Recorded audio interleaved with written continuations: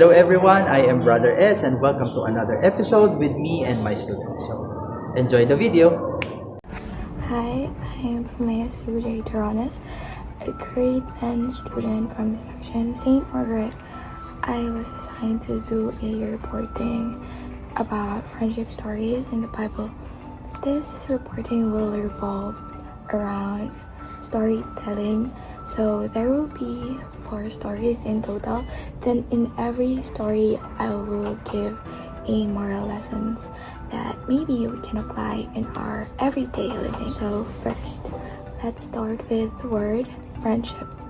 Whenever we say the word friendship, it means that it is an opportunity to love, to learn about yourself, to mature as a human being, to open up to the full experience of life with the person or persons who we call friend or friends.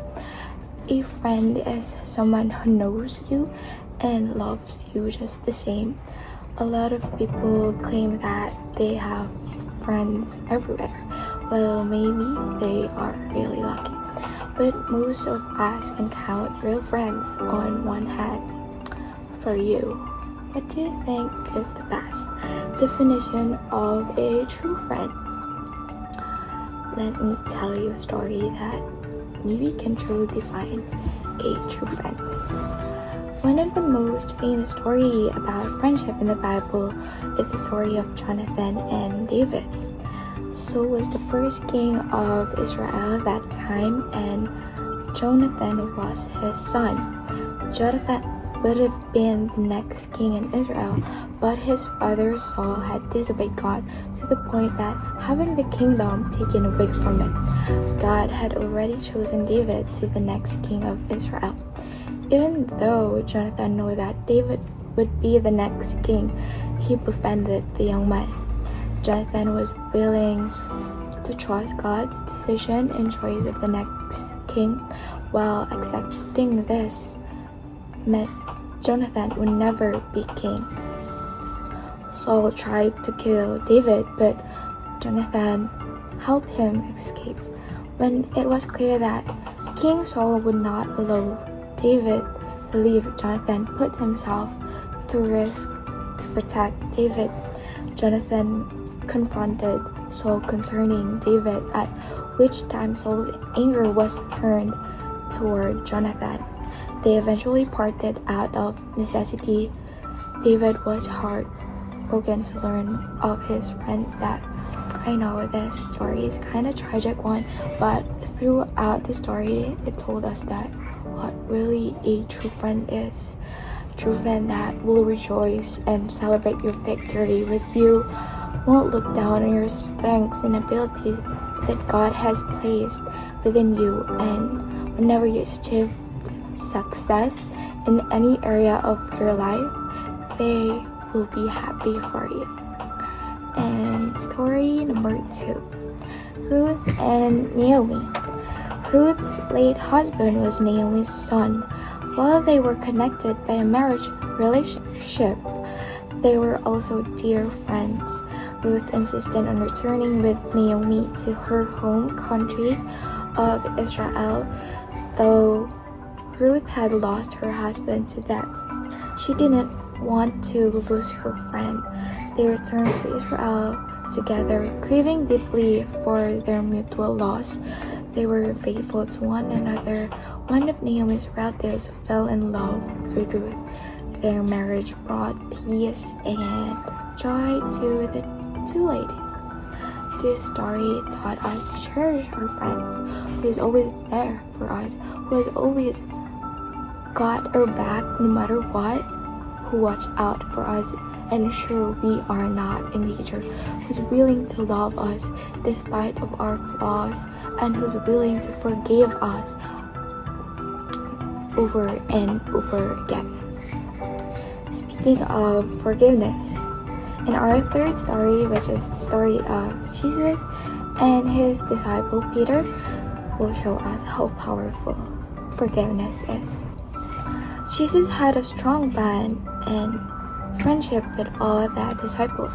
Each one had their own relationship with the Lord. Some disciples we don't know much about, while others seem to take up the bulk of the Lord's time. One of the men who was prominent during the life of Jesus and for many years after was the disciple named Peter. During Jesus' life, Peter was prominent more often than not because of his mistakes, yet Jesus forgave him over and over. Peter said that he would stand by Jesus' side until death. Jesus knew that Peter would deny him. All four of the Gospel record Peter's denial, but before the Lord returned to heaven, he went to Peter and showed compassion and forgiveness to him. Though Peter had denied, Jesus knew that he would be a man who would boldly proclaim the saving grace of the God to the world. Indeed, a heartwarming story. Our last story is about Barnabas and Paul's friendship. Many people remember that Paul and Barnabas had an argument which separated from working together.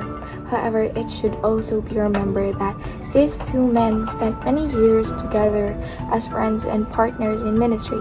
After Paul's conversion on the road to Damascus, he went to Arabia for 3 years. When he returned to Jerusalem, the people only remembered who he had previously been, Saul, the persecutor of the Christian church. Barnabas was willing to accept Paul as a friend and student.